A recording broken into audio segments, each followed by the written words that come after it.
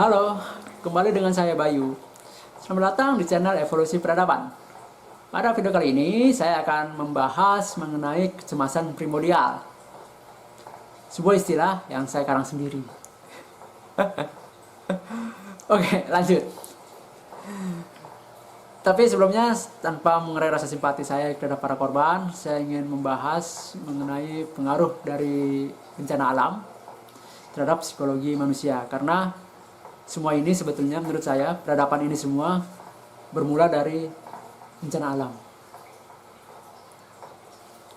Seperti yang kita tahu, bahwa bencana alam itu membuat trauma para korbannya. Kemudian trauma ini akan menimbulkan rasa cemas atau kecemasan di dalam diri korban. Dan kecemasan ini akan membentuk persepsi yang menjadi dasar dalam berperilaku. Apabila bencana ini sifatnya lokal, misalnya di suatu daerah ada gempa, maka yang mengalami trauma hanya masyarakat di daerah tersebut. Tapi apabila bencananya bersifat global, maka tentu saja traumanya juga berskala global. Kecemasannya pun juga berskala global. Ini yang terjadi pada 75.000 sebelum Masehi ketika Gunung Tobal meletus. Bencananya bersifat global. Traumanya pun bersifat global juga. Kondisi ini sangat mungkin merubah persepsi manusia dalam skala global secara menyeluruh. Letusan Toba yang berada di daerah Khatulistiwa mempengaruhi ekosistem tropis tempat manusia waktu itu hidup. Jadi terjadi perubahan lingkungan daerah tropis yang tadinya bersahabat dengan manusia menjadi lebih tidak bersahabat. Manusia yang awalnya selamat dari letusan Gunung Toba harus menghadapi kerasnya lingkungan tropis yang mengalami perubahan karena letusan ini. Kondisi ini membuat manusia harus bergerak ke utara, meninggalkan daerah tempat tinggal mereka, daerah tropis, dan di sana mereka bertemu dengan hominid lainnya. Dalam hal ini Neanderthal. Sayangnya, mereka juga membawa kecemasan global yang membuat mereka lebih agresif dan kompetitif dalam mengumpulkan makanan, yang pada akhirnya membuat hominid lainnya terdesak dan akhirnya punah. Menurut saya, manusia pada saat itu unggul dari hominid lainnya bukan karena lebih pintar, tapi lebih agresif, lebih kompetitif, karena adanya rasa cemas dalam diri mereka, takut kelaparan, takut makanan yang ada di alam tidak memenuhi kebutuhan mereka. Kondisi yang sangat mungkin tidak dialami oleh Neanderthal karena mereka hidup di utara dan situasi lingkungannya itu merupakan lingkungan alami mereka dalam berkembang. Berbeda dengan manusia yang ada kecemasan, yang memiliki kecemasan karena letusan Toba itu, mereka akan lebih agresif dalam mengumpulkan makanan. Apalagi iklim dingin bukan wilayah manusia pada saat itu, karena manusia merupakan hominid yang berkembang di iklim tropis. Akibatnya mereka akan mengumpulkan sebanyak-banyaknya dengan agresif dan kompetitif, membuat Neanderthal pun terdesak. Belum lagi sebuah penelitian mengatakan bahwa Homo sapiens itu atau manusia itu memiliki kemampuan berkembang biak yang lebih cepat daripada Neanderthal. Hal ini juga menjadi faktor yang membuat akhirnya Neanderthal menjadi terdesak dan punah. Namun yang namanya kebutuhan untuk menghilangkan kecemasan tidak akan pernah bisa terpuaskan. Karena kecemasan itu kan adalah ketakutan terhadap hal yang tidak pasti. Dan ketakutan ketidakpastian ini akan terus meneror manusia sehingga merubah persepsi manusia untuk terus-menerus berusaha mengumpulkan sumber daya sebanyak-banyaknya. Hingga akhirnya hominid lainnya pun punah, makhluk hidup lainnya pun punah, hewan lainnya pun punah, penggundulan hutan terjadi di mana-mana, hingga sekarang sampai terjadi yang namanya global warming. Sebuah persepsi yang berawal dari kecemasan primordial.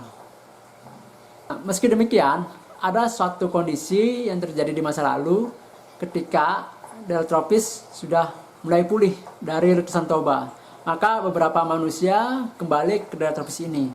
Jadi Gunung Toba meletus itu kan ada di daerah tropis ya.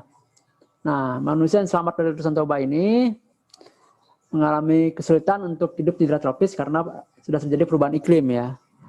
Perubahan iklim daerah tropis, dan daerah tropis tidak lagi mampu memberikan kebutuhan sumber daya makanan bagi manusia pada saat itu yang selamat. Akhirnya manusia pindah bermigrasi ke daerah utara yang bersinggungan dengan Neanderthal. Hanya saja manusia mengembangkan sikap kompetitif agresif ya, dalam artian mereka memperebutkan sumber daya di wilayah Neanderthal karena selain ada trauma, juga iklimnya dingin, dan iklim tersebut bukan habitat asli manusia. Jadi manusia akan berusaha mengumpulkan sebanyak-banyaknya sumber daya yang diperlukan. Mereka berkompetisi dengan agresif dengan Neanderthal, dan akhirnya Neanderthal pun punah.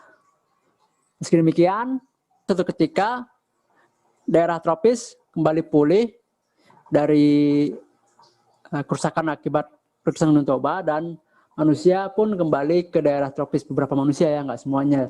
Tetap ada manusia yang di daerah non-tropis. Tapi ada beberapa manusia yang akhirnya kembali lagi ke daerah tropis, dan mereka mulai menjalin kepercayaan dengan lingkungan tropis, di mana mereka yakin bahwa lingkungan tropis bisa menyediakan kebutuhan mereka. Ketika kembali di daerah tropis ini, manusia perlahan-lahan meninggalkan persepsi kompetisinya ya.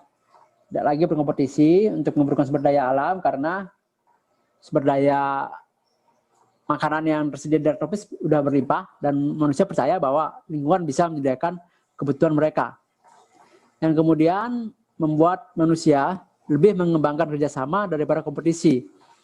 Ya itu tadi, karena persediaan kebutuhan untuk manusia hidup sudah tersedia semua di daerah tropis.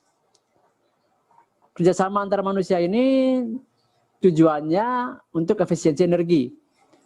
Selain juga merupakan bentuk perwujudan dari koneksi simbiosis manusia dengan manusia dan manusia dengan alam yang ada di daerah tropis. Kerjasama ini kalau di Nusantara kita kenal dengan nama gotong royong. Hanya saja seiring berjalannya waktu nih, orang-orang di luar tropis masih dengan kecemasan primordialnya yang dibawa-bawa sejak Toba meletus, dengan dorongan agresif kompetitifnya, kembali masuk ke daerah tropis, yang daerah utara ini, masuk ke daerah tropis, dan menularkan budaya kompetitif agresif mereka. Dan kita tahu ya, karena orang-orang di daerah tropis itu lebih bersahabat, karena lingkungannya lebih nyaman, mereka nggak berkompetisi untuk memenuhi kebutuhan, atau didatangi oleh orang-orang yang lebih agresif dan kompetitif. Nah, akhirnya budaya gotong royong pun di daerah tropis pun berubah kembali menjadi kompetitif. Kita manusia kembali berkenalan, kembali diingatkan dengan kecemasan primordial. Yang dulu sempat berubah menjadi gotong royong, udah percaya dengan alam, kembali berubah menjadi kompetitif. Kembali tidak percaya dengan alam, kembali mengeksplorasi atau merusak atau menguasai alam ya. Jadi tidak ada hubungan simbiosis dengan alam.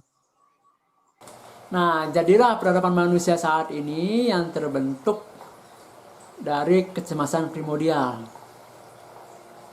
Mungkin pertanyaan selanjutnya adalah, peradaban kita ini sebetulnya evolusi atau devolusi sih? Ingin tahu jawabannya? Saksikan terus video di channel ini, channel Evolusi Peradaban, dan jangan lupa subscribe. Rahayu.